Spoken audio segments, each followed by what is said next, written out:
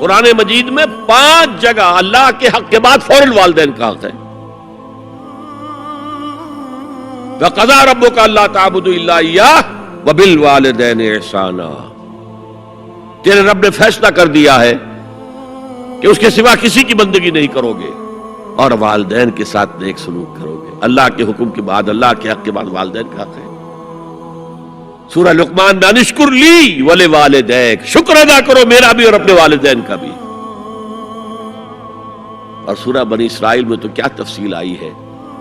اما یبلغن عندک الکبر احدہما او کلاہما فلا تقل لہما اف ولا تنہرہما وقل لہما قولا کریما واخفض لہما جناح الذل من الرحمۃ وقل رب ارحمہما کما ربیانی صغیرا. اگر تمہارے والدین میں سے ایک یا دونوں تمہارے پاس بڑھاپے کی عمر کو پہنچ ہی جائے، انہیں کبھی اف تک نہ کہنا، دل نہ توڑنا ان کا، چھاتی چوڑی کر کے بات نہ کرنا، ان سے کندھے جھکا کر بات کرنا، ادب سے گفتگو کرنا. قل لہما قولا کریما واخفض لہما جناح الذل من الرحمہ، اپنے کندھوں کو جھکا کر رکھنا. اور پھر کہنا، اللہ سے دعا کرنا، رب ارحمہما کما ربیانی صغیرا، پروردگار میرے ان والدین پر رحم فرمائیو جیسے کہ انہوں نے مجھے پالا تھا جبکہ میں چھوٹا سا تھا. تو خاندان کے نظام کو مستحکم کرنے کے لیے 3 ڈائمنشنز ہیں. جیسے ایک کمرہ ہے، چوڑائی ہے، لمبائی ہے، اونچائی ہے.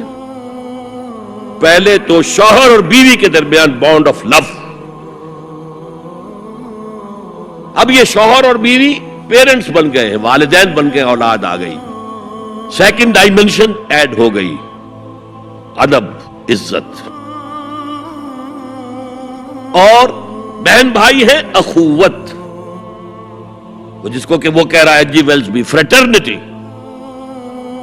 خاندان کا ادارہ مستحکم. یہاں ایک نقطہ اور بیان کر دوں. لیگل لیول پر بیوی کے حقوق کم ہیں، شوہر کے زیادہ. الرجال قوامون علی النساء، سیدھی سیدھی بات ہے اور ہمیں ڈٹ کر کہنا چاہیے. یہ اس سے زیادہ معقول بات کوئی نہیں ہے. کسی ادارے کے 2 سربراہ برابر کے اختیارات والے نہیں ہو سکتے. لیکن اخلاقی طور پر جو ماں کا حصہ ہے، باپ کا حصہ اس سے 1/3 ہے.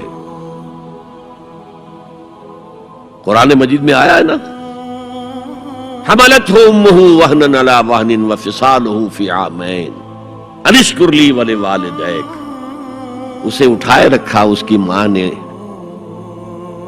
اپنے پیٹ میں، کمزوری پر کمزوری جھیل. کمزوری تو ہو رہی ہے، اس کا خون چوس رہا ہے اندر، جھونک جو ہے وہ چوس رہی ہے خون اس کا.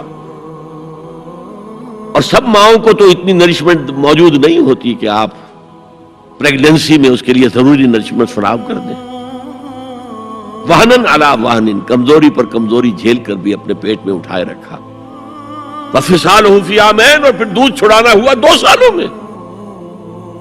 وہ جھونک جو ہے وہ پھر اس کی چھاتیوں سے چمٹ گئی. لہذا اس کا حق 3 گنا زیادہ ہے باپ سے. ایک صحابی حضور سے پوچھتے ہیں، حضور میرے حسن سلوک کا اولین مستحق کون ہے؟ فرمایا تمہاری والدہ. پھر پوچھا ان کے بعد کون؟ پھر کہا تمہاری والدہ. پھر پوچھا ان کے بعد کون؟ پھر کہا تمہاری والدہ. پھر پوچھا ان کے بعد کون؟ تو کہا تمہارے والد. 3 درجے. اور یہ جو فرمایا الجنت تحت اقدام الامہات، جنت تو ماؤں کے قدموں تلے ہے، یہ باپ کے بارے میں تو نہیں فرمایا. یہ ہے ایکویشن، بیلنس. اسلام قسط کی بات کرتا ہے، انصاف کی بات نہیں کرتا. انصاف تو یہ کہ آدھی روٹی ادھر دے دو، آدھی ادھر دے دو. انصاف ہے، یہ اچھی چیز ہے. یہ قسط یہ ہے کہ بوجھ اٹھانا ہے تو جو زیادہ قوی ہے اس کو زیادہ بوجھ دو اٹھائے، اور جو کمزور ہے اسے کم بوجھ دو. یہ قسط ہے.